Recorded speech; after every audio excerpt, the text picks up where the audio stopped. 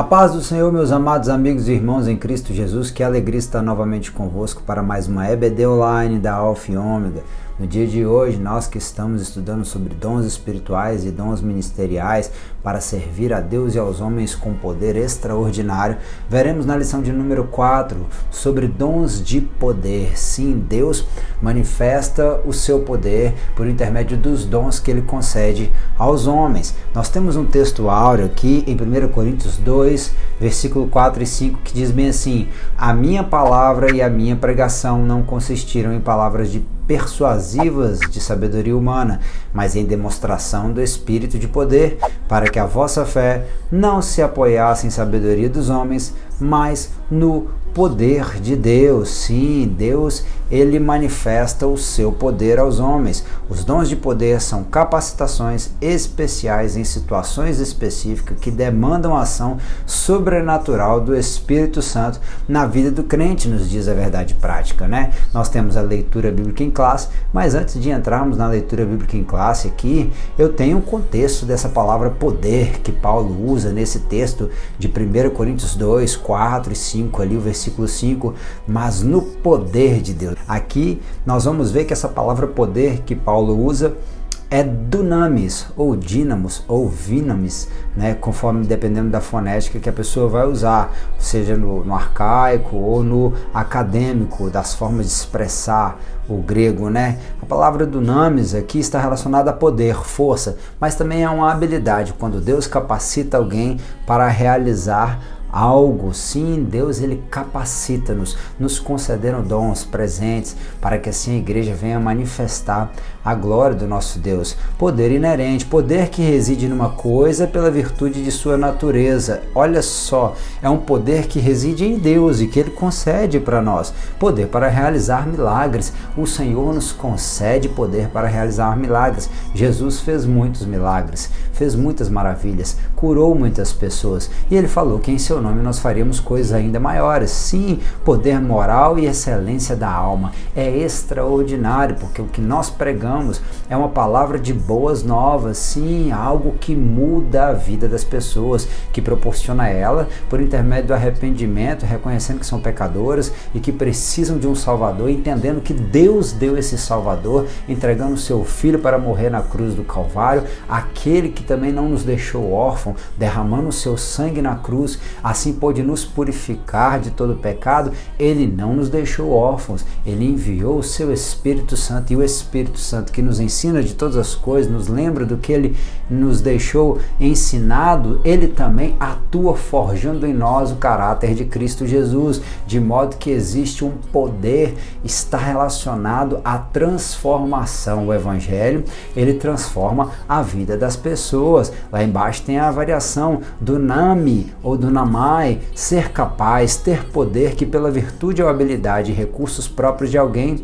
ou de um estado da mente ou através das circunstâncias favoráveis ou pela permissão da lei ou costume. É na palavra. Lembra, olha lá, você vai lançar, eu vou lançar, não pesquei nada a noite toda, mas eu vou lançar em teu nome. É na lei que o Senhor concedeu, é em cima da palavra que nós vamos, quando o próprio Elias falava pela minha palavra, porque a palavra de Elias estava concordando com a vontade de Deus, de modo que tudo aquilo que Elias falasse não estava relacionado àquilo que ele queria, mas estava relacionado com a vontade do Senhor, de modo que por ser a vontade do Senhor, aquilo que ele iria falar iria se cumprir. Sim, de modo que também nós entendemos que Deus nos concede recursos, e esses recursos, essas habilidades, nós vamos usar para que o nome dele seja glorificado. Mas tem uma coisa aqui que é interessante, um estado de mente. Veja bem que o Senhor nos faz entender e descobrir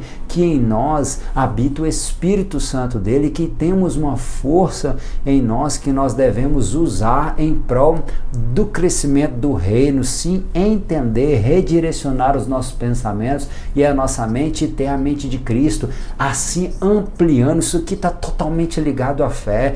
uma fé racional, onde Jesus nos convida a ver que há uma força na nossa mente e que nós temos a mente de Cristo e que ligado com a mente do nosso Deus, aquilo que nós pedimos para a glorificação do nosso Deus, há de acontecer. E Jesus chegou a falar que se tiverdes fé, vocês irão falar para esse monte, passa daqui e lança-te ali, lança-te no mar, e assim acontecerá. É um poder da mente, veja bem, ou pelo costume, a força do hábito.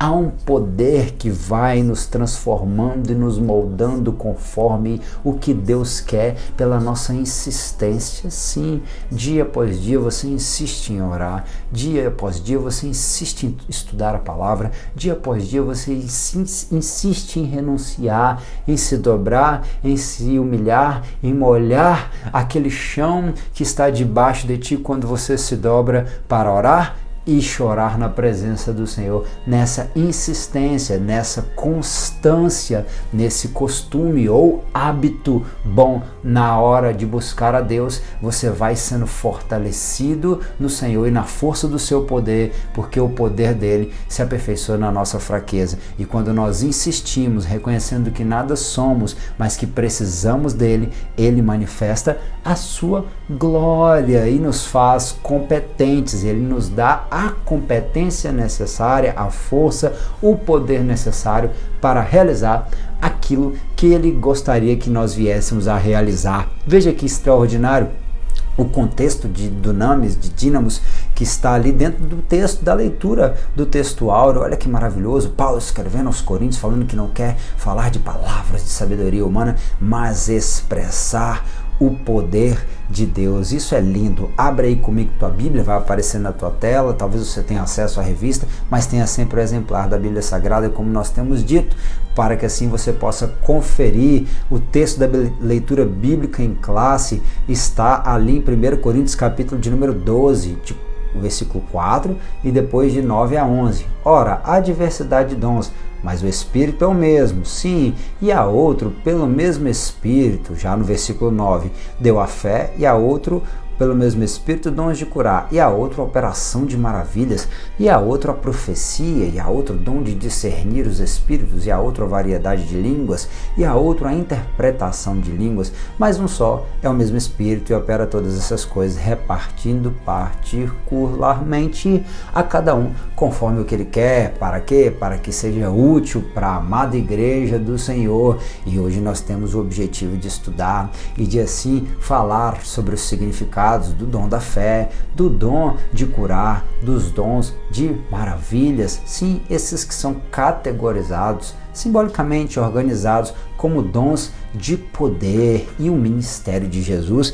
Desde a introdução, o nosso pastor Erinaldo Renovato, ele nos traz aqui que o ministério de Jesus foi repleto de manifestações, de milagres e de poder. Hoje a turma está animada aqui em casa. É milagre, é poder de Deus que concede bênçãos, filhos, herança. Aí na sua casa deve ter a manifestação de Deus também. Eles estão brincando, eu estou gravando e eles estão fazendo festa antes de dormir. Olha que maravilha. A igreja do primeiro século também era uma igreja alegre. Também operou maravilhas no poder do Espírito Santo.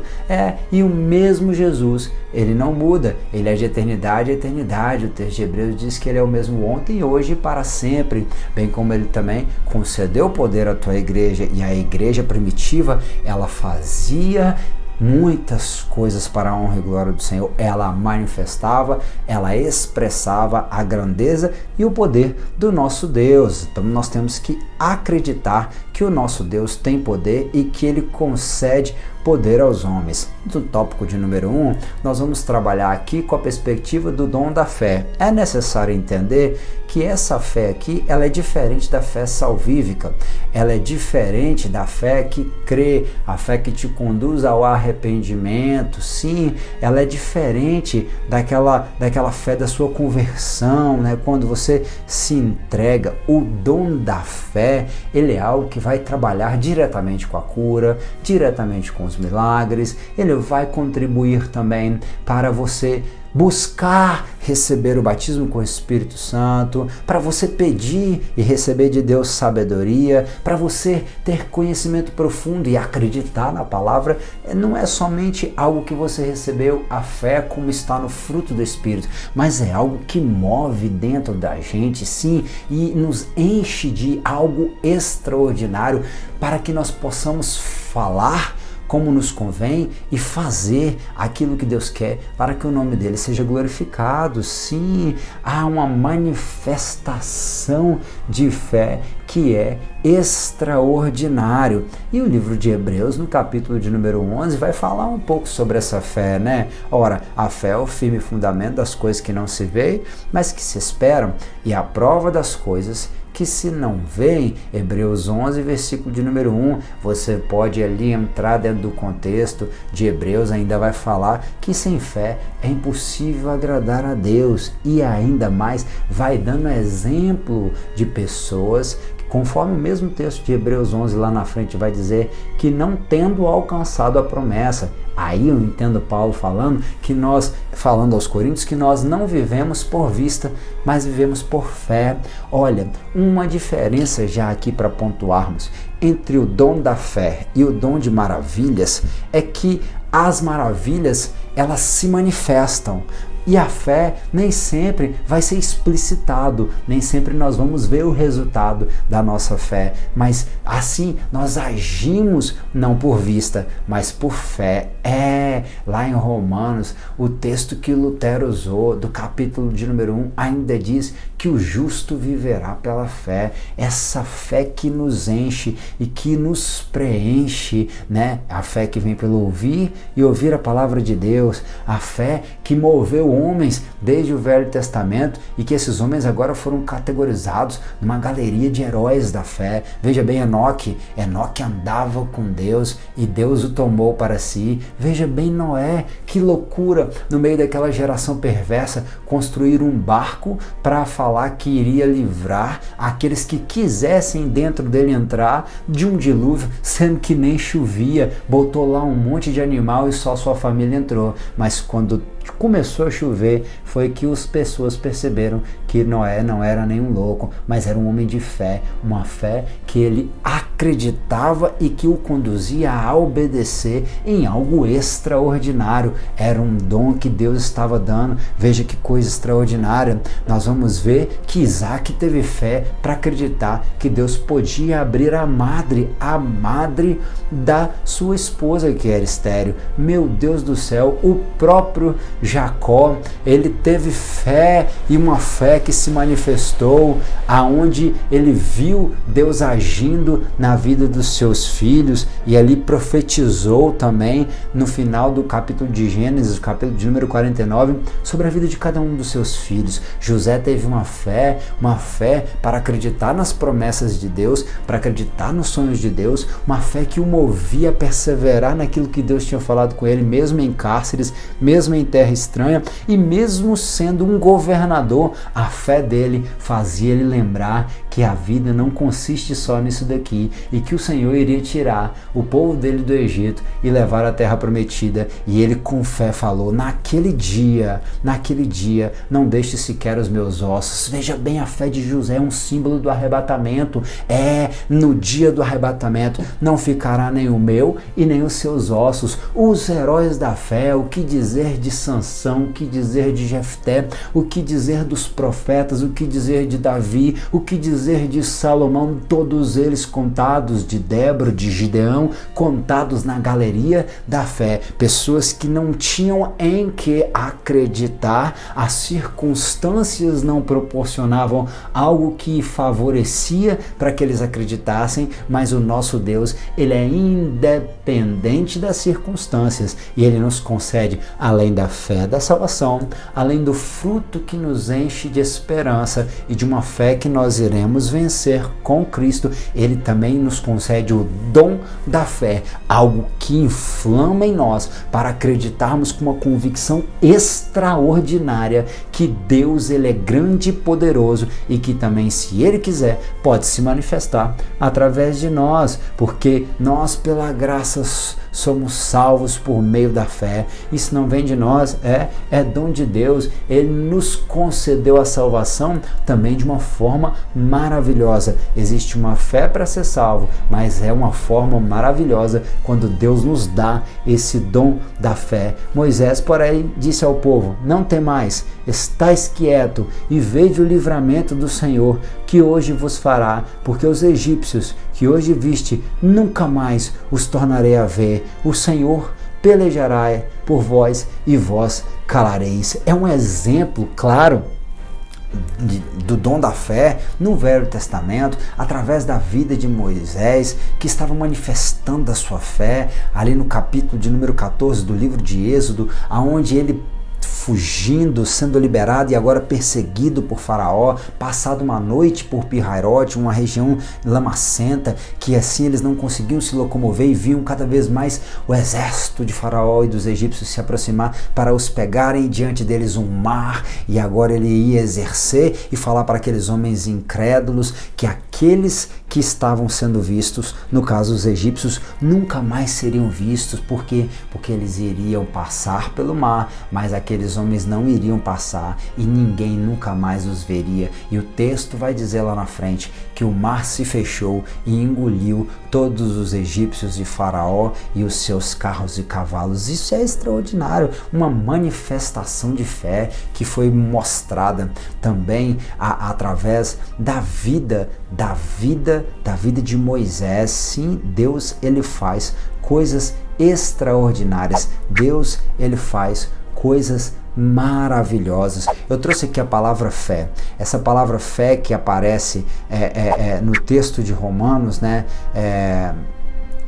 Essa palavra do dom da fé, do contexto de Coríntios, da leitura bíblica que nós falamos aqui, né, que a um foi dado o dom da fé, né, esse dom da fé de 1 Coríntios 12 aqui, essa palavra fé, existem várias variações no grego para fé.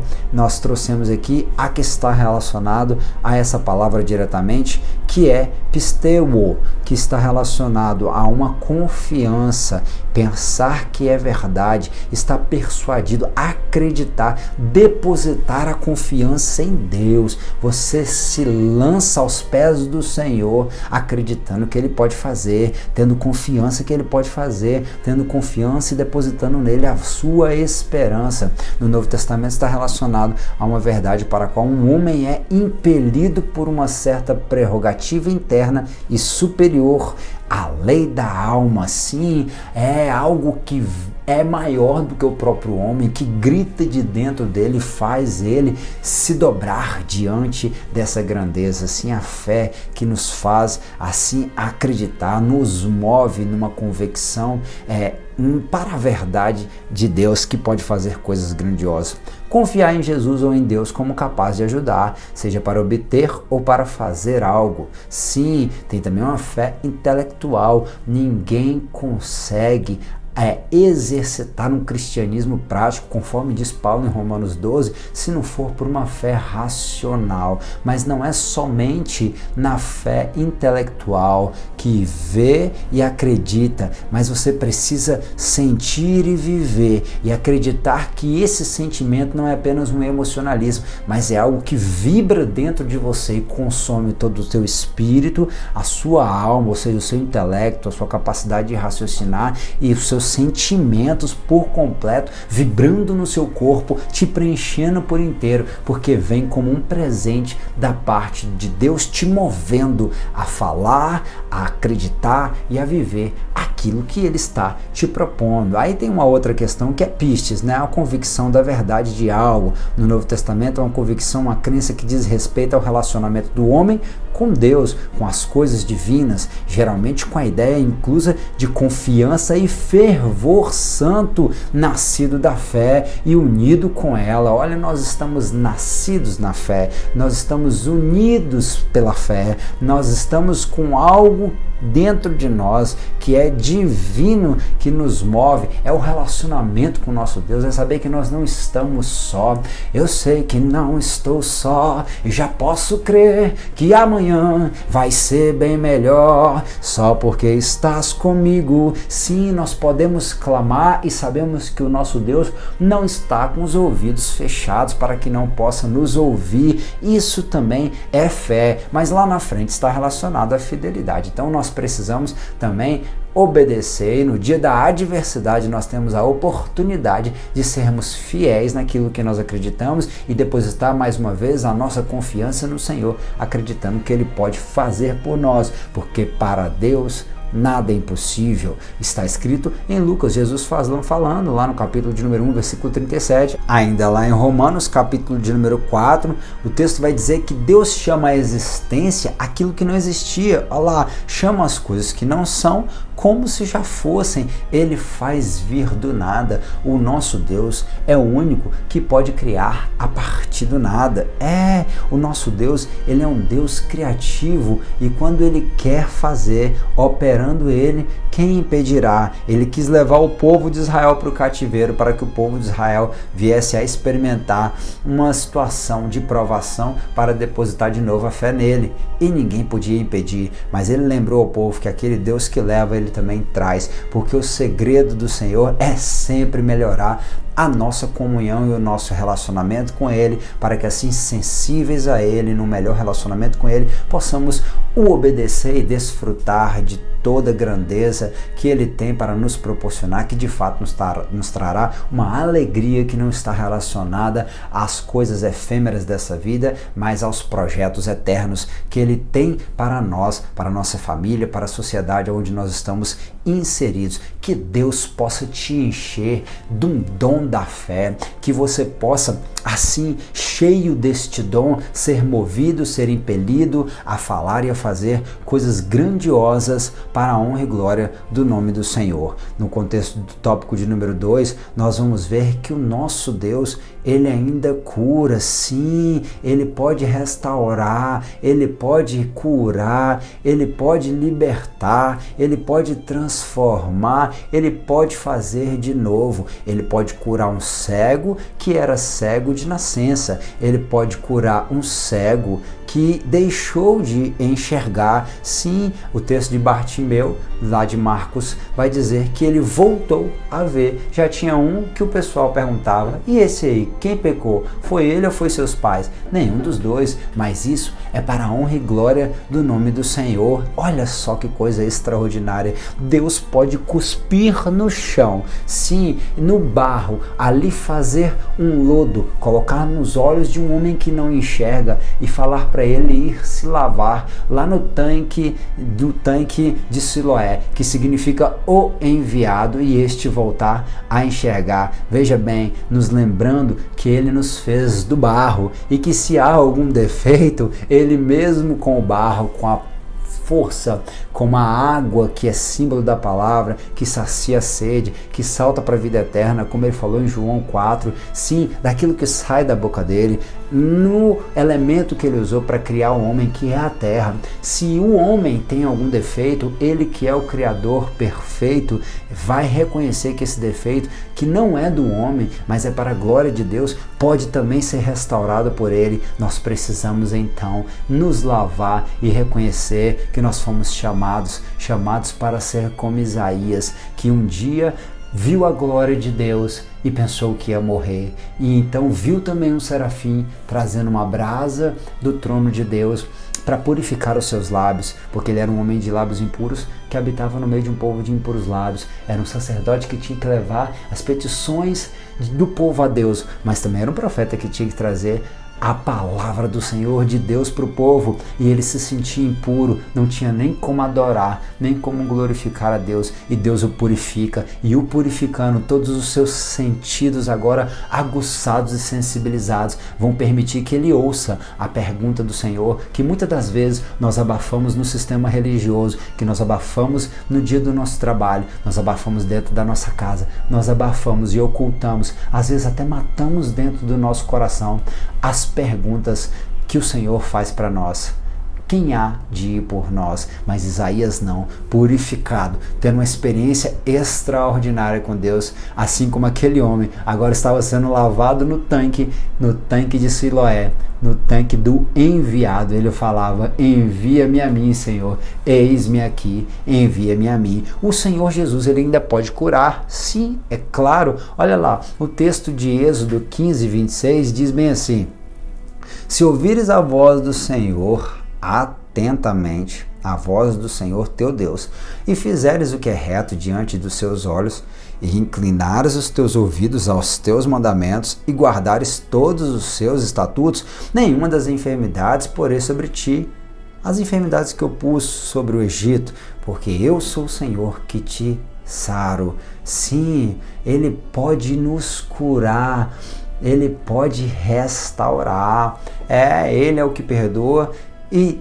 perdoa todas as suas iniquidades, que sara todas as suas enfermidades. O salmista ainda disse, e ainda ele falou, não só que ele poderia curar, quantas curas Jesus operou uma cura, e não só a cura, concedeu a salvação ao paralítico em Cafarnaum, curou a sogra de Pedro, curou o homem hidrópico, ou seja, o homem da mão mirrada. Sim, ele chamou para o meio, chamou para a responsabilidade, às vezes expôs aquele que tinha um defeito, mas para que aquele defeito viesse ser o motivo da glória de Deus na vida daquele homem. O paralítico teria que carregar a cama, mas a sua cama não era mais o sinal da sua vergonha, seria o sinal da glória do nosso Deus. Ele curou o leproso. Alguns não voltaram para agradecer, mas tem sempre alguém que está disposto a ser grato, crendo, reconhecendo que só Jesus é quem pode curar. Olha que coisa maravilhosa, Jesus curava aquela mulher que estava tantos anos aprisionada com problema de coluna, aprisionada por Satanás. Veja bem, Jesus, ele era alguém que sempre operava coisas maravilhosas e extraordinárias a fim de proporcionar um bem-estar para as pessoas. Lá no livro de Marcos 16, ele ainda fala que a igreja também seria um canal de bênção para que o poder de Deus, o poder que manifesta sinais, os dons da cura iriam ser manifestadas no meio da igreja do Senhor, de modo que agora o povo, sim, estes sinais seguirão os que creem, e em meu nome expulsarão demônios, falarão novas línguas, pegarão nas serpentes, e se beberem alguma coisa mortífera, não lhes fará dano algum, e porão as mãos sobre os enfermos e os curarão. Olha que coisa interessante, me lembra do texto de Tiago, que diz que a oração do justo pode muito em seus efeitos, e que se tem alguém enfermo, que chame ali os presbíteros, e ele com a imposição das mãos, sim, se tiver pecado será perdoado, e se tiver enfermidade será curada por intermédio da oração da fé, com a imposição das mãos, com o óleo, que é símbolo da presença do Espírito Santo, aquele que de fato faz a obra no meio da igreja. Olha, nós cremos pela fé, sim, que Deus ainda pode curar. O nosso Deus, ele é o Deus que nos sara. O Jeová Rafá, ele ainda se manifestava por intermédio de Cristo e se manifestaria também por intermédio da igreja, como nós falamos lá em Atos capítulo de número 3, você conhece bem a história do homem à porta Formosa pedindo esmolas, e ali Pedro e João indo à casa de oração. No momento da oração, ali eles falam: não temos ouro nem prata, mas o que temos nós te damos. E aquele homem agora se levanta e é curado, e se apega a Pedro e a João, e começa a cercar, e começam a cercar a Pedro e João, e Pedro vai falar: por que vocês estão atônitos, como se nós, pela nossa virtude, virtude, pela nossa santidade, tivéssemos feito alguma dessas maravilhas. Não olhais para nós, não é de nós não, mas o Deus de Abraão, de Isaac e de Jacó, o Deus de nossos pais, glorificou a seu Filho Jesus, a quem vós entregastes e perante a face de Pilatos negaste, tendo ele determinado que fosse solto, mas vós negaste o santo e o justo. Olha só, lá na frente ele vai falar que pela fé no seu nome fez o seu nome fortalecer a este que vedes e conheceis. Sim, a fé que vem por ele, a saber, Jesus, deu a este na presença de todos vós perfeita saúde. O Senhor Jesus, ele cura, e nós pela fé em Jesus manifestamos a igreja do Senhor, como Pedro e João, os dons de curar. Assim também aquele que recebe precisa dessa fé para ser curado. Sim, o nosso Deus, ele é aquele que cura e continua curando, e enquanto nós estivermos no corpo dessa carne, que está sujeita a todos os tipos de dificuldades, que vai, conforme disse mesmo Salomão em Eclesiastes, no capítulo de número 12, quando chegarem os fins dos dias, os olhos se fecharem, as forças das pernas, de uma forma poética, Salomão está falando, ele vai falar da debilidade da estrutura física que vai se degradando dia após dia, o seu funcionamento perfeito vai falhando. Sim, nós sabemos que enquanto estivermos aqui, nós estamos sujeitos. Ei, crente fica doente sim, e nem tudo é pecado não. Enquanto nós estivermos nessa vida, nós somos sujeitos a acidentes, a situações adversas do nosso cotidiano, coisas que não esperávamos, enfermidades das mais diversas, mas nós cremos que se o Senhor quiser, ele pode curar. E enquanto não recebemos um novo corpo, o corpo de glória que está prometido para nós, nós somos aqui suscetíveis às doenças, mas muitas dessas doenças são a oportunidade de o Senhor mostrar a sua glória e o seu poder. Nós vivemos num contexto onde as pessoas estão desacreditadas, as pessoas elas não acreditam mais na manifestação dos dons. Também pudera, é claro que a ciência aumentou, é claro que as facilidades cresceram, é claro que as pessoas têm um pouco mais de acesso à saúde, à qualidade de vida, o tempo, a perspectiva, a expectativa de vida aumentou das pessoas. Eu sei, eu digo recentemente, porque antigamente era muito maior, na época dos patriarcas, mas a expectativa de vida hoje do cidadão comum no século XXI aumentou, hoje mais as pessoas depositam mais a confiança delas na farmácia, nos remédios e nos médicos do que no próprio Deus. A humanidade precisa entender que Deus ele é soberano e algumas coisas o Senhor permite para que os dons de cura sejam manifestos e os homens lembrem que o nosso Deus é poderoso, é soberano e que controla todas as coisas, organiza e controla todas as coisas e todas as vidas. As mais de 8 bilhões de almas que existem no mundo estão na palma de suas mãos, e assim, tendo controle de cada uma delas, ele pode manifestar os seus dons para favorecer. Assim Deus pode operar curas e milagres, maravilhas no meio do povo, tanto o povo de Deus quanto no meio dos incrédulos, para que esses creiam também que o nosso Senhor Deus, em nome de Jesus, ainda faz milagre no meio do seu povo, a amada igreja. Então nós cremos que Deus cura sim. Cristo cura sim, Cristo cura sim, seu amor por nós é imenso, ele cura sim. Ali, como nós falamos o texto de Atos 3, que Pedro falou, não tenho prata nem ouro, mas o que eu tenho, a isto eu te dou, em nome de Jesus Cristo, o Nazareno. Levanta-te e anda. A igreja, ela continuou nessa mesma pegada. Em Atos 4, 23, lá na frente o 30, até o 31, o texto vai dizer: enquanto estendes a tua mão para curar e para para que se façam sinais e prodígios pelo nome de teu santo Filho Jesus. E tendo orado, moveu-se o lugar em que estavam reunidos, e todos foram cheios do Espírito Santo e anunciavam com ousadia a palavra de Deus. A igreja ainda continuava. Em Atos 8, vai dizer no versículo 7, pois que os espíritos imundos saíam de muitos os que tinham, e clamando em alta voz, e muitos paralíticos e coxos eram curados. A figura de Filipe pregando com autoridade e exercendo um ministério cheio de dons, aonde Deus manifestava os dons de cura, aonde Deus curava e libertava por intermédio daquele homem. Mas vale a pena ressaltar uma coisa: Deus estava fazendo grandes coisas na vida e através da vida de Filipe.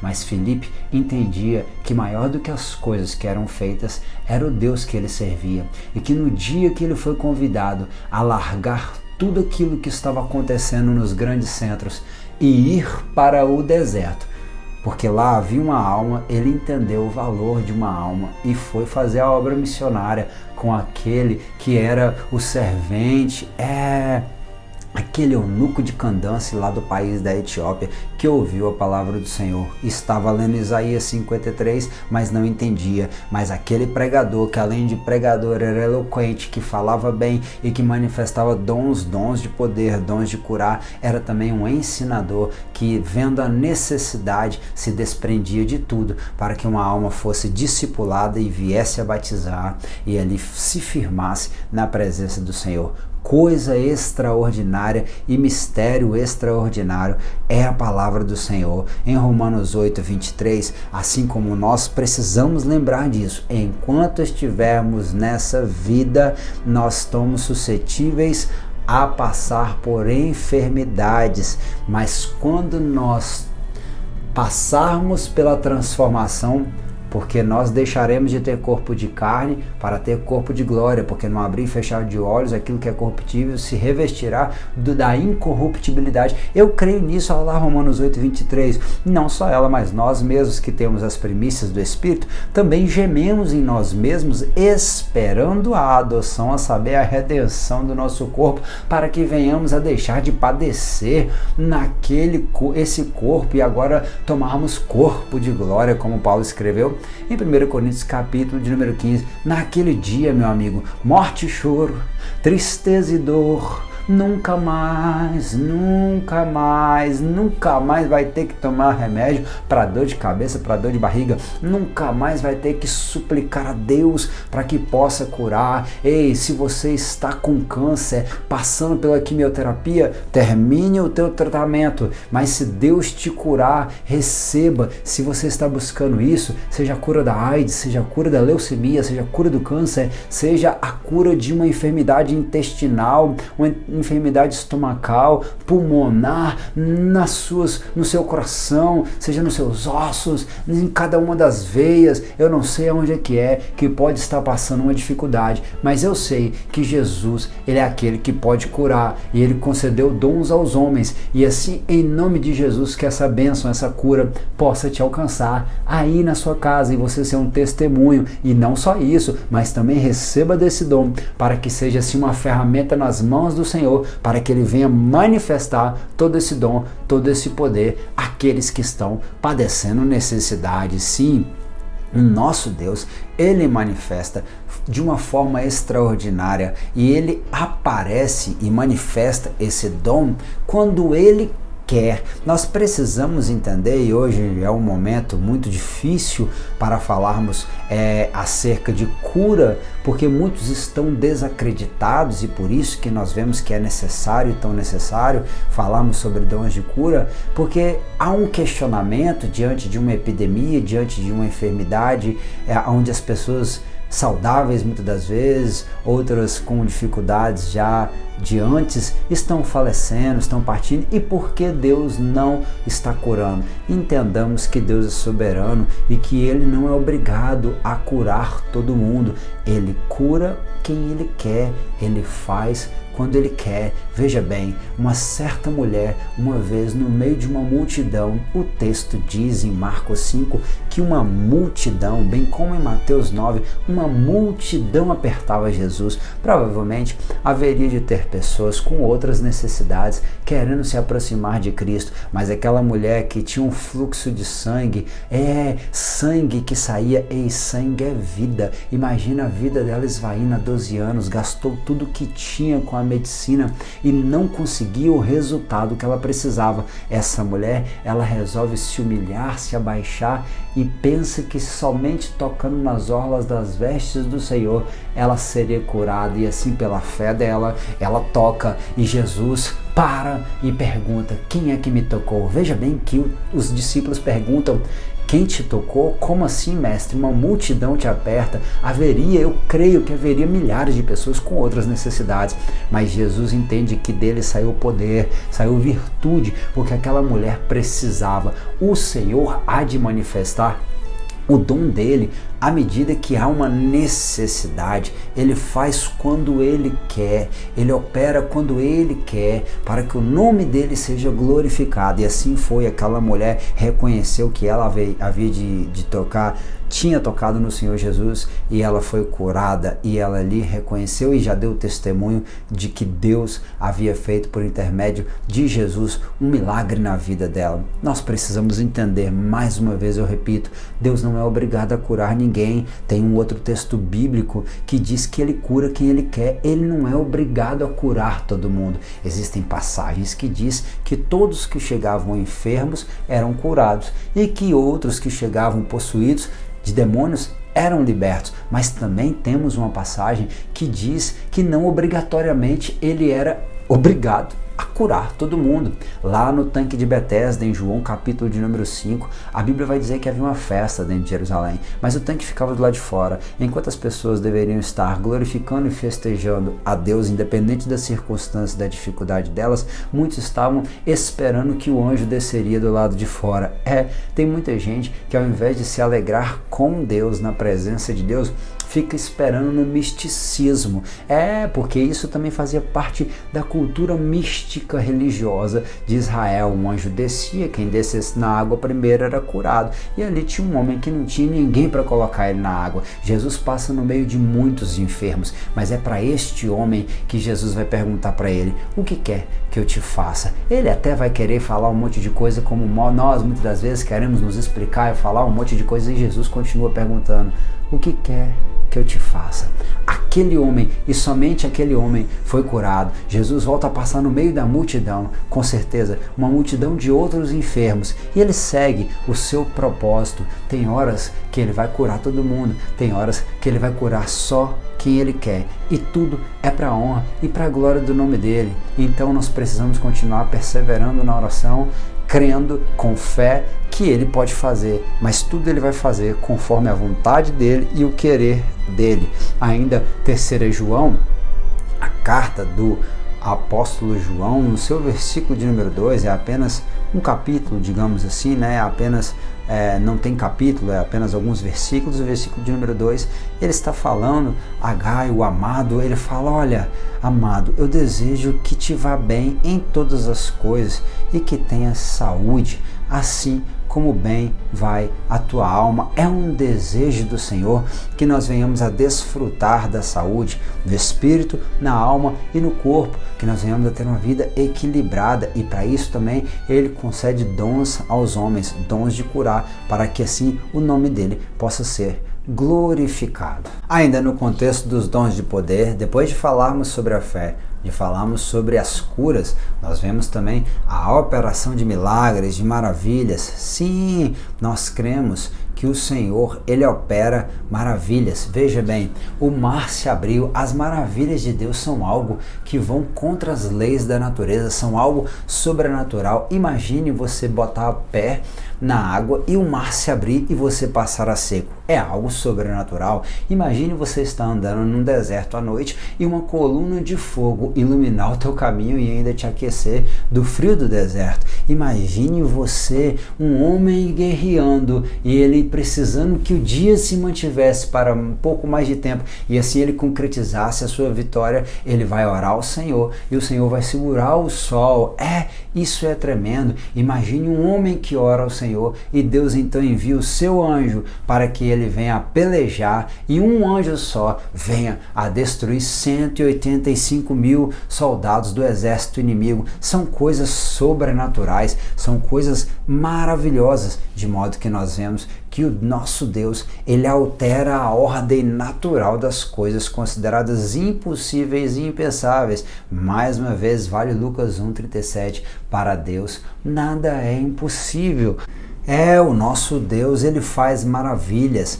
Assim como também nós vimos alguns exemplos do Velho Testamento, nós vamos ver que Jesus, ele evidenciou muitas dessas maravilhas em todo o seu ministério. No livro de Mateus, capítulo de número 8, ele estava dentro do barco junto de seus discípulos e veio uma tempestade, de modo que o texto vai dizer que as ondas cobriam o barco, mas ele estava dormindo. Sim, e os discípulos ficavam com medo. Mestre, vieram o acordar, não te importa que pereçamos? E ele chega aos discípulos dizer que eles eram homens de pequena fé. Se lancem então a sua palavra para com o vento e com o mar e diz: aquietai-vos. E assim nós vamos ver o Senhor operando maravilhas e mostrando a sua autoridade, o seu poder, até mesmo contra questões da natureza, contra tempestades e contra o vento. Sim, todas as coisas foram feitas por ele, sem ele nada do que se fez foi feito. O Senhor Jesus, João 1,3 vai dizer que tudo foi feito por ele, então ele domina sobre tudo. Então quem é o vento, quem é o mar, quem é a tempestade, independente da circunstância, ele tem autoridade sobre os que está nos céus e também sobre o que está na terra e abaixo da terra, nas águas. Sim, ele tem autoridade. Tudo que foi criado por ele, para ele e dele. Sim, e são todas as coisas para louvor do seu santo nome. Nós vamos ver lá em Lucas 7 que o Senhor, ele tinha poder até mesmo, olha que coisa de fato maravilhosa e extraordinária, que é alguém que tem o poder até mesmo de ir contra a lei da natureza, que diz que o homem nasce, cresce, se assim for, se ajunta, constitui uma família, reproduz e naturalmente ele morre. Mas até mesmo contra a morte o Senhor tem autoridade. Ele pode operar a maravilha de trazer à vida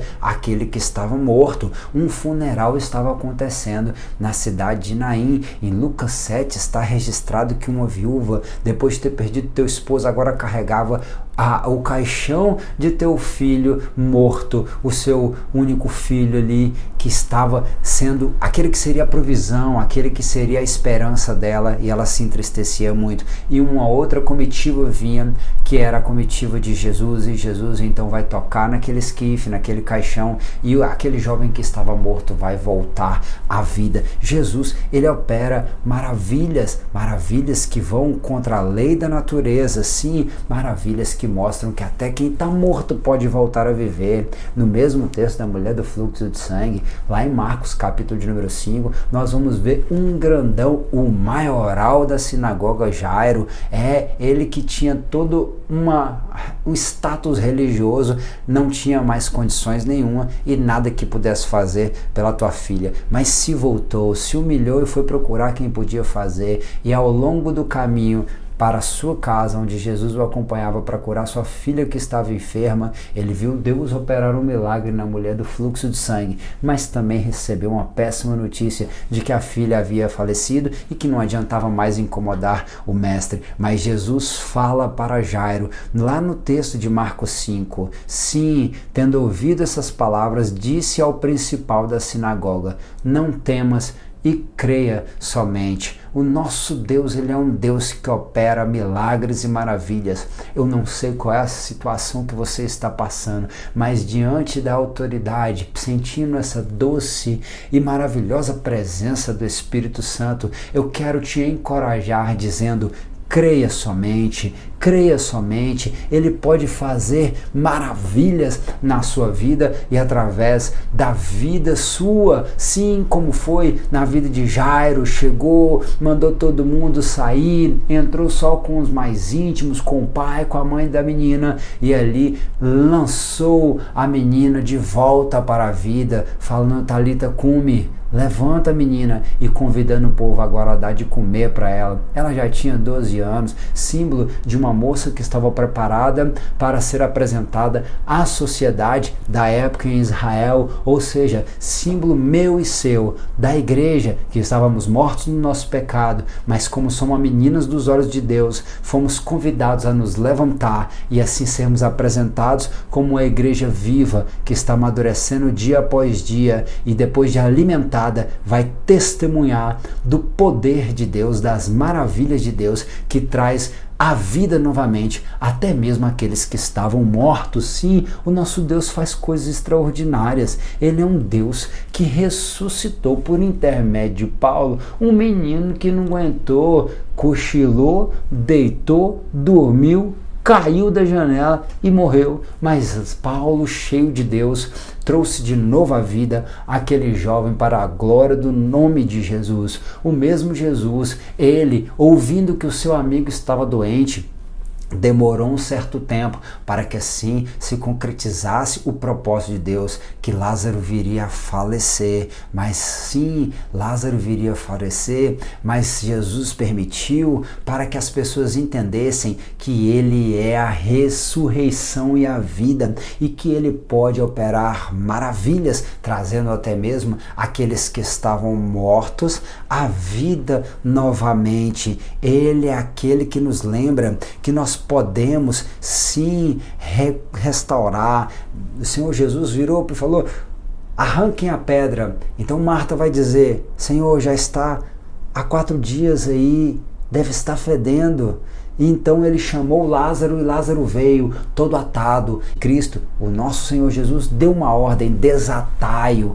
E assim aquele homem foi desatado. A ordem de ressuscitar, a ordem de operar a maravilha é da parte do Senhor, mas nós temos que tirar as amarras, as ataduras. Sim, nós temos que fazer a nossa parte. Ele é aquele que ainda opera maravilhas. E assim também ele nos lembra que nós pegaremos as serpentes, se bebermos alguma coisa mortífera, isso não lhes fará dano nenhum. Nós poremos a mão sobre os enfermos e eles serão curados. Marcos 16, 18. Os sinais seguirão os que creem. Jesus ainda falando, disse a figueira, é a operação que está interferindo nas leis da natureza. Sim, ali vendo a figueira, e a figueira não tendo nada para oferecer, o Senhor amaldiçoou a figueira e que ela viesse a estar seca e jamais saísse fruto dela, e assim se cumpriu. O do versículo 14 para o versículo 20 foi um bate-volta de Jesus, e passando pela manhã viram que a figueira tinha se secado